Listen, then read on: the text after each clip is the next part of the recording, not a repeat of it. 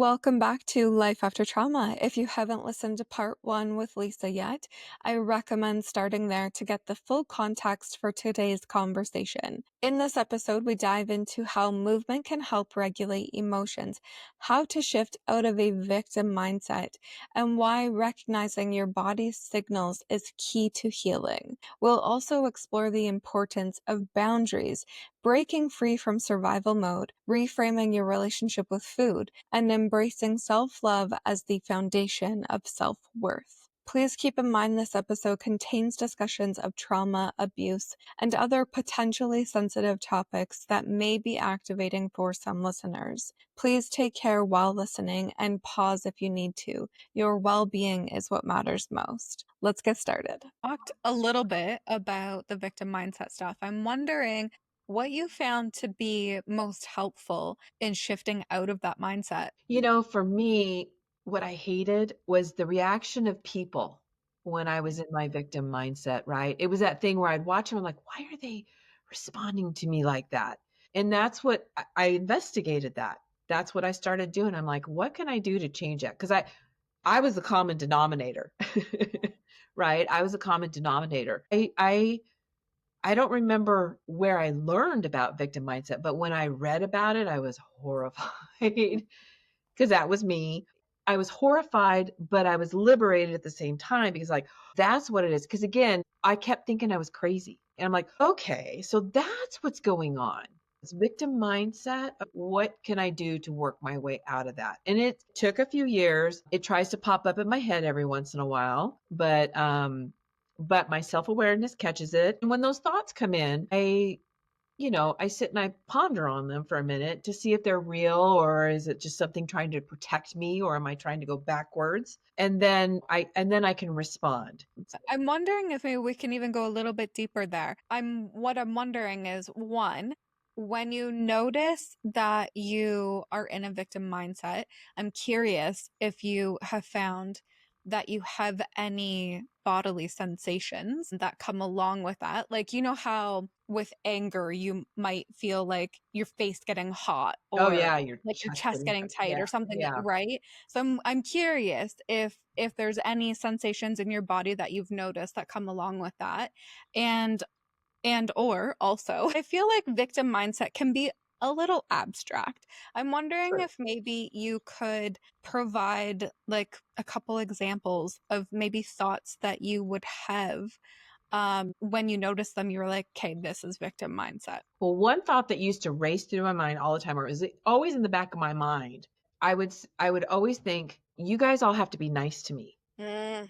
because I was abused. I remember that thought coming to my head. So when that thought came to my head, that's how I would treat people. So that was, for me, that was the biggest one. Yeah. I was abused, so you have to be nice to me. You can't be mean to me. You have to treat me special. It's almost like an entitlement. That was the first thing that I kind of recognized with me. I would feel really sad. And it seems like whenever I have any kind of trigger, or if I get into that kind of mode, my chest gets tight. Yeah. It's always my chest, right in the center of my chest. And my shoulders definitely tighten up, and my mind will get kind of jumbled. So Yeah. for me, Yeah. those were the kind of that I remember. There may have been more, but I wasn't having the self-awareness that I probably needed to at the time to understand all the effects on my body. For sure. And that thought, it's like putting expectations on people, Oh, yes. almost not taking responsibility for your own Oh, feelings. no. I never took responsibility. And Mm. you could not give me constructive criticism either. Because as soon as somebody would give me any kind of constructive criticism, you're being mean to me. I didn't take it as constructive criticism. I took it as you were attacking me. Right. That little girl felt like she was being attacked. I think that that will be helpful for people to hear that, because like I said, it can be a little bit abstract. Like, you hear it and you understand, but it's like, Right. okay, but what does it actually mean? What does it look like? What Give me does it look examples of, like? yeah, Yeah. what it looks like. And a lot of times, and they don't mean to, and I know I didn't mean to, but I always would be able to come up with a reason why that happened, an excuse, I guess, why I behaved that way or why that happened. And again, that's a victim mindset. Feeling liberated is when you finally take responsibility for your own actions. You do have to have balance in that, because us Us survivors also are people pleasers a lot of times, and so we can go to the other side and be the sorry, sorry, sorry, sorry, sorry person, and that's not it either. We need to take accountability for our actions, apologize, and try to clean stuff up, but we don't have to over apologize or always fix everything. But we need to acknowledge our responsibility in situations. Yeah. I feel like that's where I'm at. I am a recovering people pleaser. Me too. I will say I am proud of the progress I have made. And for anybody else who is currently going through this, it is completely normal to freak out a little bit inside when you set a boundary. It totally. 100%. I mean, I didn't even know about boundaries until I was in my 30s. Mhm. Us victims, we have our boundaries stepped all over. So that's why we don't know how to set boundaries. And then, of course, we want everybody to love us. So Yep, it's like, "Give me the love I didn't get." exactly, Yeah. exactly. Fill that cup, please. Yeah, yeah, and how incredibly empowering is it when you learn how to do that yourself? Right. I still get uncomfortable. When I have to set a boundary, it's still uncomfortable. Sometimes I even still chicken out a little bit. I'll be honest. It's not an easy Hey, thing to do. it's not. And then sometimes it's not hard at all. Sometimes I have no problem setting a boundary. And most of the time it's that way. But sometimes, and especially with our loved ones, it's more difficult to set boundaries with them. It's all Definitely. in how you deliver the message too. What I have found, knowing where I used to be, one of my exes once told me there's a book called Nice Girls Don't Win or something like Nice that. girls finish last or something like that. Exactly, because it's like, "You are just too nice." I was too nice. Yeah, I would let anybody walk all over me me, too. and now, at this point, like, I had a phone call today in my 9 to 5 job where I had to be very stern with authority figures and be like, "'Kay, I need you to let this other person speak."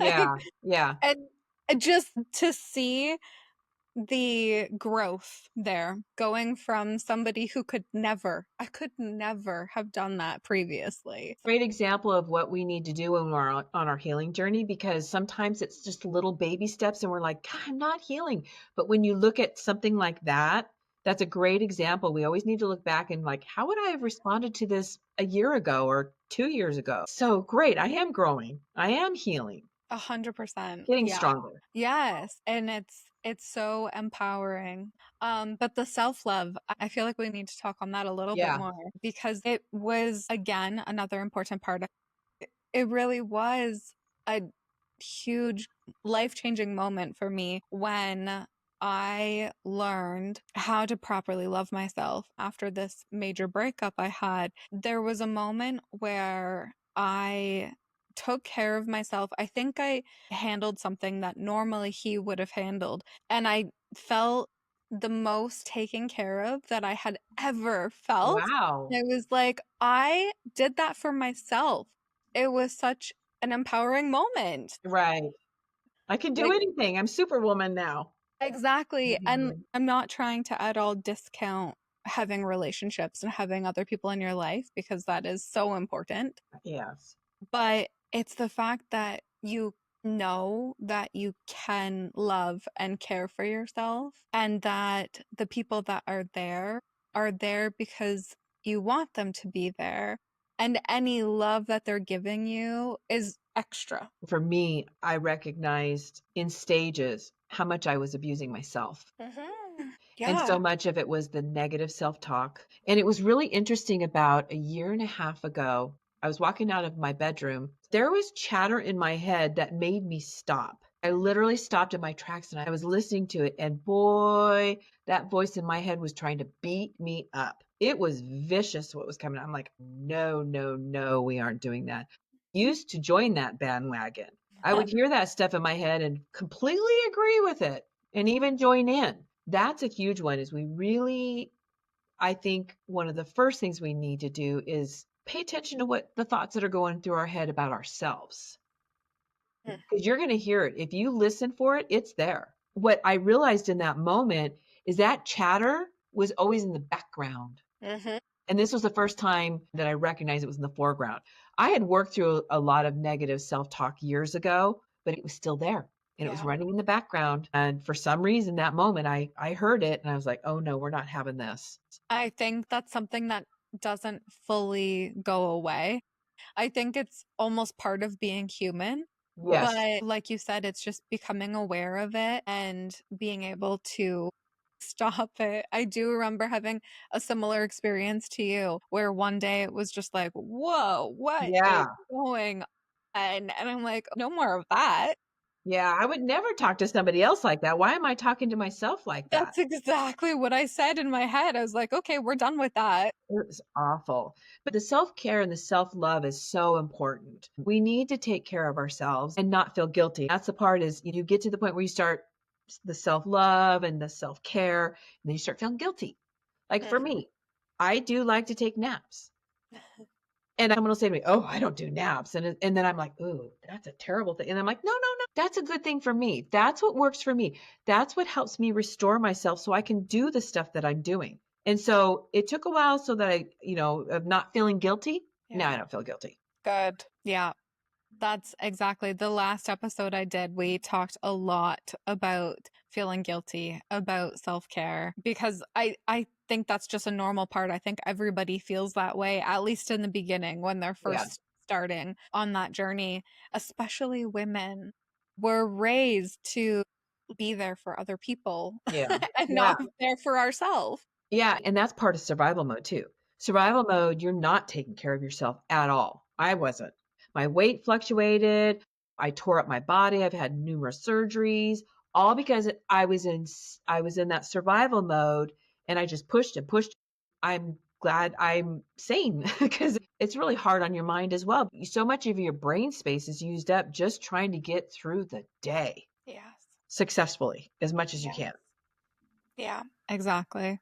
That's what the coaching, the framework that I've created was all based around is getting out of survival mode because I truly believe that if you can get out of survival mode, your life will change. Like, Hugely. yeah, there's no way that it can't. Yeah, exactly. And that's why it's Yeah. really important in my workshop. That's something that's a big night when we talk about survival mode, victim mindset, and the self-talk. Those are huge. Those are definitely life changers for sure. It was for me for sure. Since you were so vulnerable there, talking about how you have unintentionally hurt yourself, you mentioned it a little bit before the emotional eating. Yeah. I gained a lot of weight and I was overweight. I have been overweight for most of my life.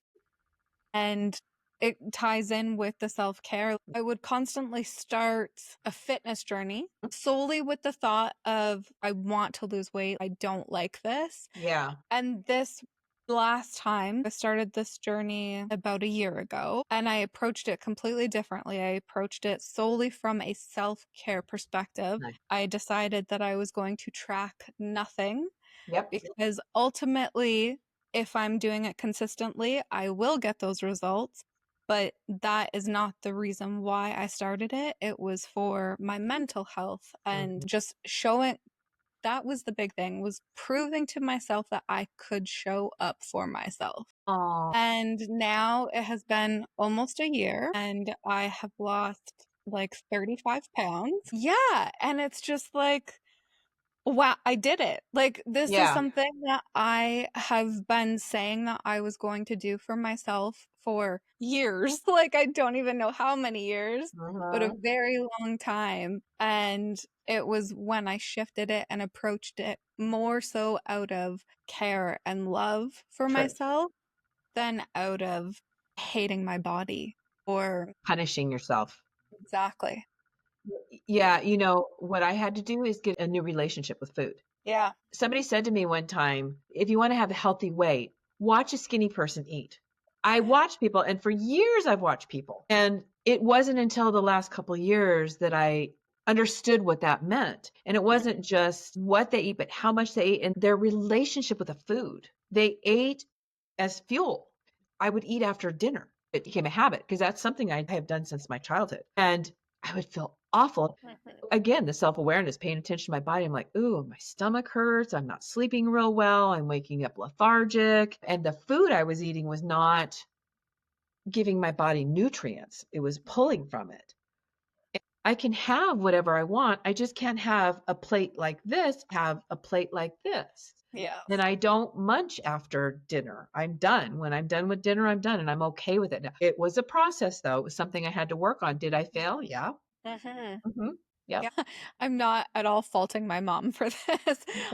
So when I was going through my abuse from my stepdad, she would try to compensate. She would take me out, but she would always take me to go get a cinnamon bun from the mall. And it trained my brain Yes. that this is comforting, almost this is safe, right? Like Ooh. I was being taken out of that situation and it was just me and my mom who of hanging out with and spending time with and Oh, having that feeling of that love and connection instead of what was happening at home and all of that being tied to a food. right. Well, it took me until my adult years to realize that that pathway was created. And it's interesting because my mom, I lost her at 16, but she was always thin and Mm. her diet was cigarettes and coffee. But I watched my dad, his weight fluctuate, and I watched his relationship with food. I actually just realized this within the last few weeks. That is where I learned my relationship with food is I watched my father. Mm. He would gulp down the food and he came from, both my parents came from a background of abuse and his weight would fluctuate a lot.